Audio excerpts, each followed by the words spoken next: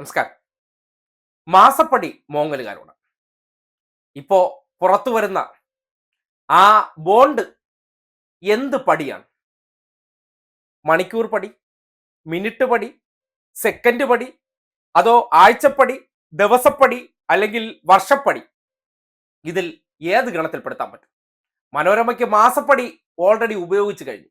മുഖ്യമന്ത്രിയുടെ മകൾ വീണ വിജയൻ ഒരു കമ്പനിയുമായി ചേർന്ന് ആനുവൽ മെയിൻ്റനൻസ് കോസ്റ്റ് ആയിട്ട് മേടിച്ച തുക, അതും ബാങ്ക് അക്കൗണ്ട് ത്രൂ മേടിച്ച് GST അടച്ച തുക, അത് വലിയ അഴിമതിയായിരുന്നേ, അതിനെന്ത് സേവനം ചെയ്തു എന്ന് ചോദിച്ചവർ അതിപ്പോ കോടതിയിൽ പോയിട്ടുണ്ട്.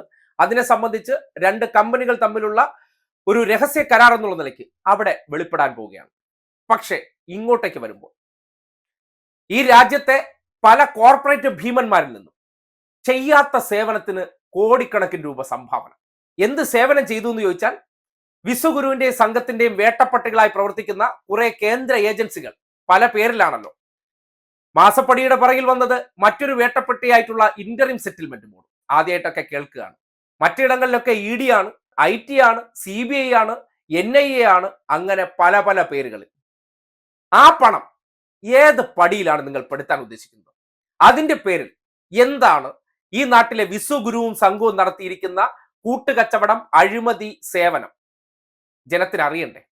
ചില കാര്യങ്ങളിൽ, അതായത് നേരത്തെ പറഞ്ഞതുപോലെ ഒരു വേട്ടപ്പട്ടിയെ വിടുക, അതിനൊരു സ്ക്രിപ്റ്റ് തയ്യാറാക്കുക, മനോരമ പോലെ ഇത്തരം പടികളുടെ ഒരു വിഹിതം വാങ്ങിച്ച് ഞണ്ണിക്കൊണ്ടിരിക്കുന്നവർ ഒരു കഥ മെനയുക, അവരെ സമൂഹത്തിന്റെ മുന്നിൽ അവഹേളിക്കുക. അതിന് ആരോപണം മാത്രമേ ഉള്ളൂ, തെളിവൊന്നുമില്ല.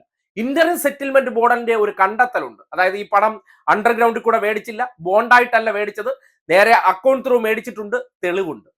പക്ഷേ ഇപ്പോഴും കൃത്യമായിട്ടുള്ള കണക്ക് പുറത്തു വിടരുതെന്ന് ആവശ്യപ്പെടാൻ വേണ്ടി പല തന്ത്രങ്ങൾ മെനഞ്ഞുകൊണ്ടിരിക്കുകയാണ്. അതിനെ ഏത് ഗണത്തിൽപ്പെടുത്തണം? അതല്ലേ യഥാർത്ഥ അഴിമതി? തെളിവോടെ ഒരു അഴിമതിയെ കൈയോടെ പിടിക്കുമ്പോൾ അത് പുറത്തു വരാതിരിക്കാൻ വേണ്ടി നടത്തിക്കൊണ്ടിരിക്കുന്ന നാടകങ്ങൾ കാണുമ്പോൾ ആരാണ് ഈ രാജ്യത്തെ ഏറ്റവും വലിയ കൊള്ളക്കാർ, അഴിമതിക്കാർ? അവരുടെ മുഖം മൂടി അഴിഞ്ഞു വീണിരിക്കുകയല്ലേ.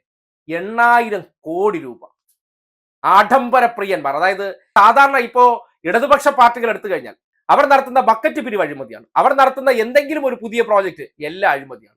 പക്ഷേ ഇതൊന്നും അഴിമതിയെ അല്ല, അഴിമതി എന്ന് പറയാൻ പാടില്ല. കാര്യം വിശ്വഗുരുക്കളും ഇവിടുത്തെ തറവാട്ടിൽ പറഞ്ഞിട്ടുള്ള കുറെ കുലമഹിമന്മാർ ചെയ്തു കഴിഞ്ഞാൽ അതെല്ലാം ന്യായീകരിക്കണം. അതിനെ നമ്മൾ വലിയ കാര്യമായിട്ട് എടുക്കാൻ പറ്റില്ല. അവർക്കൊക്കെ അത് ചെയ്യാന്ന്. രാഷ്ട്രീയ പാർട്ടിക്ക് സംഭാവന കൊടുക്കുകയാണ് 1,300 കോടി രൂപ.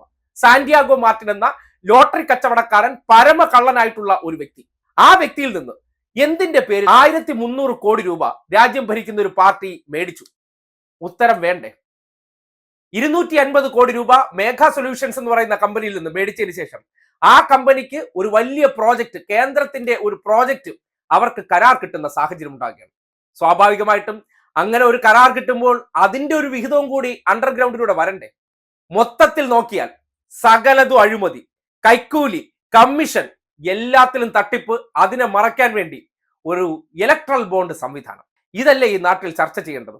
മഞ്ഞുമലയുടെ ഒരു അഗ്രം മാത്രമാണ് പുറത്തു വന്നിട്ടുള്ളത്. SBIയോട് വിവരങ്ങൾ കൊടുക്കരുതെന്ന് ആവശ്യപ്പെട്ടിരിക്കുകയാണ്. SBI എന്തുകൊണ്ട് വിവരങ്ങൾ കൊടുക്കുന്നില്ല? SBI ആരെയാണ് സംരക്ഷിക്കുന്നത്? SBIയുടെ യഥാർത്ഥ ഉടമയാണ് രാജ്യം ഭരിക്കുന്ന പാർട്ടിയുടെ ധനമന്ത്രിയല്ലേ ഇതിന്റെ ഓണർഷിപ്പ് എന്ന് പറയുന്നത്. ഒരു പൊതുമേഖലാ സ്ഥാപനമാണല്ലോ. അങ്ങനെ ഒരു ബാങ്കിനെ ഉപയോഗപ്പെടുത്തിക്കൊണ്ട് ഈ കടും വെട്ട് നടത്തിയവർ ഈ നാട്ടിലെ ഏറ്റവും മഹാന്മാരും ഉത്തമന്മാരുമാണ്. പക്ഷേ മറ്റുള്ളവർ, പ്രത്യേകിച്ച് ഇടതുപക്ഷത്തിലുള്ളവർ, അതെല്ലാം അഴിമതിക്കാരാണ്. അവരുടെയൊക്കെ സമ്പാദ്യം വളർന്നു പോകുന്നത് കണ്ടോ? 8,000 കോടി രൂപ ഓരോരുത്തർക്ക് എത്ര കോടി വെച്ചിട്ട്? അതായത് നമ്മുടെ നാട്ടിൽ നേരത്തെ ഒരു തെരഞ്ഞെടുപ്പ് വാഗ്ദാനം നൽകിയിരുന്നു. വിദേശത്തുള്ള കള്ളപ്പണം മുഴുവൻ പിടിച്ചുകൊണ്ടുവന്ന് ഓരോരുത്തരുടെ അക്കൗണ്ടിൽ 15 ലക്ഷം രൂപ ഇട്ടു കൊടുക്കുന്നു. ആ ഓരോരുത്തർ ആരാണെന്ന് ഇപ്പോൾ മനസ്സിലാകുന്നില്ലേ? അതിൽ നമ്മുടെ വിശ്വഗുരുവിന്റെ കുടുംബക്കാരുണ്ടാകും, അതിൽ നമ്മുടെ അമിത് ഷാജിയുടെ കുടുംബക്കാരുണ്ടാകും, അതിൽ നമ്മുടെ സീതാരാമൻജിയുടെ ആൾക്കാരുണ്ടാകും. അവരുടെ ആൾക്കാരുടെ അക്കൗണ്ടുകളിലേക്ക് ലക്ഷങ്ങൾ നിക്ഷേപിച്ചു കൊടുക്കുമെന്നായിരുന്നു വാഗ്ദാനം. നിങ്ങൾ കേട്ടതിന്റെ പ്രശ്നമാണ്. ഇപ്പോൾ തെളിവുകൾ പുറത്തു വരുമ്പോൾ കയ്യും കാലിട്ടടിക്കുകയാണ്. ഇവിടത്തെ മാപ്രകൾ, അതായത് ഇവരുടെ സ്ക്രിപ്റ്റുകൾക്ക് അടിസ്ഥാനപ്പെടുത്തി എതിർ രാഷ്ട്രീയ ചേരിയിലുള്ളവരെയെല്ലാം ഇവർ അധിക്ഷേപിക്കുമ്പോൾ, അവർക്കെതിരെ കള്ളക്കഥ മെനയുമ്പോൾ എന്തുകൊണ്ട് ഇത്രയും വലിയൊരു അഴിമതി കഥ പുറത്തു വന്നിട്ട് നിങ്ങൾക്കതൊരു വലിയ വിഷയമാകുന്നില്ല? തെളിവുകൾ സഹിതം പുറത്തു വരുമ്പോൾ അത് പുറത്തു വരാതിരിക്കാൻ വേണ്ടി ഇടപെടൽ നടത്തുന്നുണ്ടെങ്കിൽ അതിൽ അഴിമതി ഉണ്ടെന്നല്ലേ അർത്ഥം? അത്തരത്തിൽ അഴിമതി നടത്തിയവരെ എന്തുകൊണ്ട് നിങ്ങൾ വെള്ളപൂശുന്നു എന്ന് പറഞ്ഞാൽ നിങ്ങൾ അതിന്റെ ഒരു ഓഹരി കൈപ്പറ്റിയിട്ടുണ്ട്.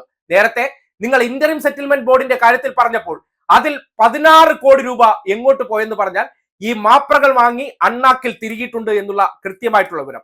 ഇതുപോലെ ഇപ്പോ ഇത്രയും വലിയൊരു ബോണ്ട് അഴിമതി പുറത്തു വരുമ്പോൾ നിങ്ങൾക്കതൊരു വലിയ വ്യാകുലത സൃഷ്ടിക്കാത്തതെന്ന് പറഞ്ഞാൽ അതിന്റെ ഒരു വിഹിതം വന്നത് നിങ്ങളുടെ അണ്ണാക്കിലാണെന്ന് കൃത്യമായി ബോധ്യപ്പെടുകയാണ്. അതുകൊണ്ടാണ് നിങ്ങളെ വേണ്ടത്ര രീതിയിൽ പരിഗണിക്കാത്തവരെ നിങ്ങൾ മാസപ്പടി എന്ന പേരിലൊക്കെ ആക്ഷേപിക്കുമ്പോൾ ഇതിന് നിങ്ങൾക്ക് ഒരു പടിയുടെയും കണക്ക് ഉണ്ടാകാതെ പോകുന്നുവെന്ന് നിസ്സംശയം പറയാം.